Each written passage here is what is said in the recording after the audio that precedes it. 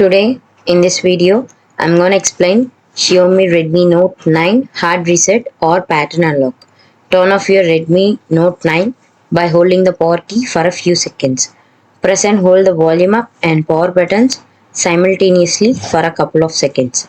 Release all keys when you see the Redmi logo on the screen. Use the volume buttons to scroll down and select wipe data and then wipe all data. Confirm the selection by pressing the power button. Choose confirm and press the power button to confirm again. Wait for the process to complete and then return to the main menu. Select reboot using the power button. Confirm the reboot by choosing reboot to system with the power key.